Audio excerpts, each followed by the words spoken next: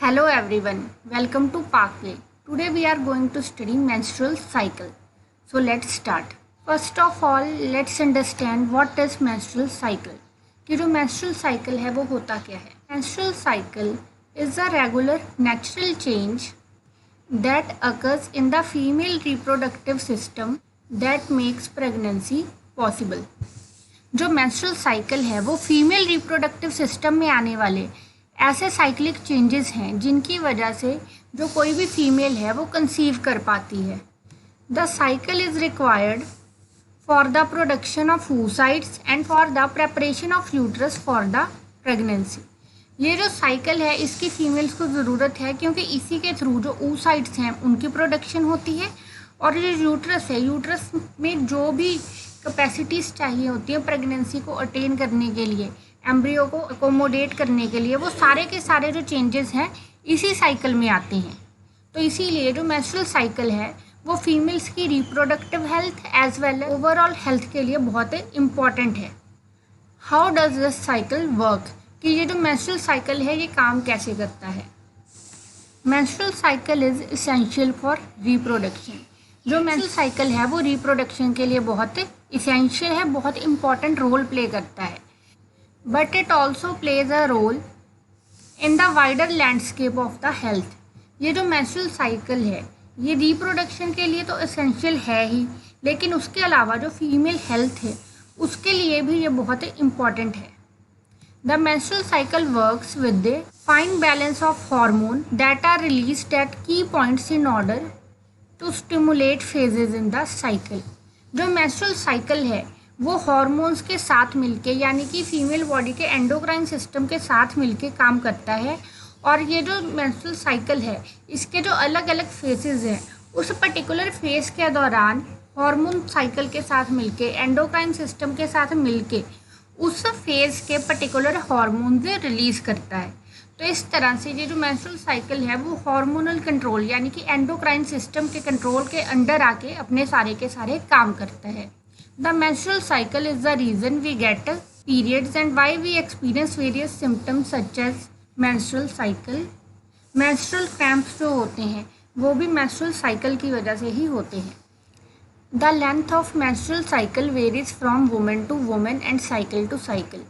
अगर हम लोग menstrual cycle की बात करें तो ये हर एक पर्टिकुलर वुमेन के लिए अपने अलग पैटर्न्स शो करता है.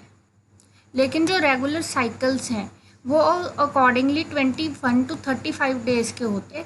जो रेगुलर साइकिल्स हैं उनको हम लोग 21 to 35 डेज़ का मानते हैं, लेकिन फिर भी हर एक वुमेन में ये वेरी करता है.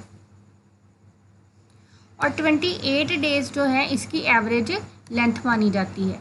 The average length of menstrual cycle is 28 days. लेकिन कुछ नई रिसर्चेस जो हैं वो बताती हैं कि 8 में से सिर्फ एक ही वुमेन ऐसी होती है जिसको 28 डेज़ का साइकिल होता है. कुछ फीमेल्स जो होती हैं वो मेंस्ट्रुअल साइकिल में बहुत रेगुलर होती हैं और कुछ के साइकिल्स जो हैं उनमें फ्रीक्वेंटली चेंजेस आते रहे हैं. कुछ ऐसी कंडीशंस हैं PCOS और थायराइड कंडीशन जिनकी वजह से ये जो मेंस्ट्रुअल साइकिल है इसमें बहुत सारी फ्लक्चुएशंस आती हैं. मेंस्ट्रुअल साइकिल के अब फेजेस देख लीजिए. ये जो है ये एक 28 डेज़ का साइकिल दिखाया गया है जिसमें 2 फेजेस जो हैं मेनली कैटेगराइज किए गए हैं, फ्रॉम हेयर टू हेयर. अगर हम लोग मेंस्ट्रुअल साइकिल को फेजेस में ब्रेक करें तो 2 मेन फेजेस हम लोग देख सकते हैं. The first is follicular phase, this phase. Okay, this phase is follicular phase. The first is follicular phase and the second one is luteal phase. Phase at this side is luteal phase. ये जो दोनों ही phases हैं follicular phase and luteal phase, ये दोनों ही अपने बहुत ही unique role play करते हैं फीमेल रिप्रोडक्टिव सिस्टम की हेल्थ के लिए. बट फिर भी इन दोनों के ये जो साइक्लिक नेचर है इसका मतलब ये है कि ये दोनों ही एक दूसरे की फंक्शनिंग के लिए इम्पॉर्टेंट है. हमारे जो हार्मोन्स हैं उनका प्रॉपर बैलेंस ही इस साइकिल को ट्रिगर करता है. तो पहले let's see what is follicular phase, कि फॉलिकुलर फेज क्या होता है. It is the first part of menstrual cycle. ये मेंस्ट्रुअल साइकिल का फर्स्ट पार्ट है. ठीक है, फॉलिकुलर फेज जो है मेंस्ट्रुअल साइकिल का फर्स्ट पार्ट है और ये मेंस्ट्रुअल साइकिल के फर्स्ट डे से स्टार्ट हो जाता है। जो फॉलिकुलर फेज़ है वो मेंस्ट्रुअल साइकिल के फर्स्ट डे से स्टार्ट होता है और ओवल्यूशन के साथ एंड होता है। ओवल्यूशन के साथ एंड होने का मतलब है कि इसकी लेंथ जो है मेंस्ट्रुअल साइकिल के फर्स्ट डे से लेके उस दिन तक होती है जिस डे पे एग रिलीज होता है। Approximately it is 16 days long. अगर अप्रॉक्सीमेट लेंथ की बात करें तो इट इज़ अबाउट 16 डेज। हमारा जैसे मेंस्ट्रुअल साइकिल वेरी करता है उसी के अकॉर्डिंग जो फॉलिकुलर फेज़ है ये भी वेरी करता है। इस फेज़ के दौरान, फॉलिकुलर फेज़ के दौरान hormones are released in this phase which trigger the growth of follicles in the ovary. Follicular phase के दौरान जो हॉर्मोन्स रिलीज होते हैं वो ओवरीज में फॉलिकल्स की ग्रोथ को स्टिमुलेट करते हैं। इसमें जो एस्ट्रोजन होता है, एस्ट्रोजन का लेवल भी बहुत हाई होता है। During this phase, follicular phase, the hormone estrogen rises up. और एस्ट्रोजन में आने वाले राइज की वजह से a rise in this hormone stops the production of follicle. जैसे ही एस्ट्रोजन का लेवल जो है वो ब्लड में हाई होने लगता है उसी के साथ जो नई फॉलिकल्स की प्रोडक्शन है वो रुक जाती है। फॉलिकल्स की फर्दर प्रोडक्शन रुकने की वजह से जो फॉलिकल्स हैं उनको मैच्योर होने के लिए टाइम मिलता है और वो मैच्योर होना स्टार्ट कर देते हैं। फॉलिकल्स में से एक फॉलिकल जो है वो इवेंचुअली ज़्यादा डोमिनेंट बन जाता है और कंप्लीटली ग्रो करता है, अपने अंदर फॉलिकुलर एंट्रियम बना लेता है और मैच्योर ग्राफियन फॉलिकल बन के एग सेल को रिलीज करता है। So this is follicular phase. Follicular phase is under the control of estrogen hormone. Estrogen hormone rises in the blood during this phase. What happens when the level of estrogen rises up upon a certain limit? The production of follicles stops and they start maturing. Out of several follicles, one follicle becomes dominant and releases the egg. And during follicular phase, the basal body temperature lowers down. जो follicular phase है उस दौरान females की body का जो temperature है वो fall कर जाता है और ओवल्यूशन से पहले जो LH हार्मोन है यानी कि ल्यूटिनाइजिंग हार्मोन है उसके लेवल में भी राइज आता है। ल्यूटिनाइजिंग हार्मोन का अमाउंट जो है ब्लड में इंक्रीज होने लग जाता है। This is happens because luteinizing hormone is the trigger for the ovulation. Luteinizing hormone ही जो है वो ओवल्यूशन को ट्रिगर करता है, फॉलिकल को एग रिलीज करने के लिए ट्रिगर करता है। Luteal phase. Now let's see what is luteal phase. It is the second stage of menstrual cycle. जो ल्यूटल फेज है वो मेंस्ट्रुअल साइकिल का सेकेंड फेज है और ओवल्यूशन के बाद होता है। ठीक है, जो फॉलिकुलर फेज था it starts from the first day of cycle and ends till the ovulation, कि जब एग रिलीज हो रहा था उस टाइम पे जो फॉलिकुलर साइकिल था वो एंड हो रहा था। ये जो ल्यूटल फेज है सेकेंड फेज है मेंस्ट्रुअल साइकिल का और ये ओवल्यूशन के बाद स्टार्ट होता है, ओवल्यूशन के बाद एंड बिफोर पीरियड्स। अब ये जो डोमिनेंट फॉलिकल था, डोमिनेंट फॉलिकल या फिर हमारा मैच्योर ग्राफियन फॉलिकल, अब क्योंकि उसने सेकेंडरी oocyte रिलीज कर दिया है तो अब वो बन चुका है कॉर्पस ल्यूटियम। अब वो कॉर्पस ल्यूटियम बन गया है, कॉर्पस ल्यूटियम बन गया है तो कॉर्पस ल्यूटियम बनने की वजह से वो प्रोड्यूस करता है progesterone. You have to remember that follicles release estrogen and corpus luteum release progesterone. अभी हम लोगों ने पिछली स्लाइड में पढ़ा है that luteinizing hormones tends to lower the body temperature, कि जो ल्यूटिनाइजिंग हार्मोन है उसकी वजह से फीमेल बॉडी का टेम्परेचर जो है फॉल कर जाता है, लेकिन ये जो प्रोजेस्टेरॉन हार्मोन है this cause the body temperature to rise.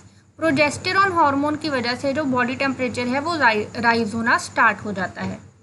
This is the progesterone hormone. Progesterone hormone जो है वही रिस्पॉन्सिबल है यूट्रस लाइनिंग की सॉफ्टनिंग एंड उसकी शेडिंग के लिए।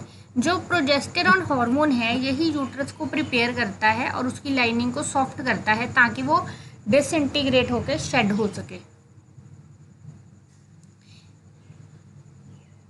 If the egg is not fertilise, अगर फर्टिलाइजेशन नहीं होती, फ्यूजन नहीं होता, तो यूट्रस की लाइनिंग और अनफर्टिलाइज्ड एग दोनों ही जो हैं वो शेड हो जाते हैं और डिस्चार्ज हो जाते हैं। This is a diagrammatic representation of menstrual cycle. So this period see from in this period, ये जो मेंस्ट्रुएशन लिखा हुआ है, इस पीरियड के दौरान जो है मेंसेस हो रही है, पीरियड के दौरान मेंसेस हो रही है। You can see here the lining of uterus getting shed off. इस पीरियड में अब आप देखिए जो डिफरेंट डिफरेंट हॉर्मोन्स हैं, progesterone, estrogen, LH and FS, they are almost constant. ठीक है, during menstruation all the hormones are almost at a constant level, but in the proliferative phase, the proliferative phase is the follicular phase. Okay, the proliferative phase is the follicular phase. ऐसा इसलिए बोला जाता है क्योंकि follicular phase के दौरान ही जो Graafian follicles हैं वो मैच्योर होते हैं और जो एंडोमीट्रियम है, ठीक है, आपको याद रखना है, एंडोमीट्रियम रीजनरेट होती है। अब देखिए ये जो फेज है, ठीक है, प्रोलिफरेटिव फेज यहाँ से यहाँ तक है। अब अगर इस फेज में आप देखो, ये है estrogen and this is progesterone. Estrogen and progesterone are lesser in amount as compare to LH and FSH। Proliferative phase के दौरान जो FSH और LH है, इनके जो लेवल है उसमें राइज आना स्टार्ट होता है। ठीक है, FSH और LH में राइज आना स्टार्ट होता है। You have to remember this yellow line is representing LH. Okay, this yellow line, this which is making a peak at ovulation stage is a LH hormone, यानी कि luteinizing hormone. At the time of ovulation, okay, at the time of ovulation, the luteinizing hormone is at its peak.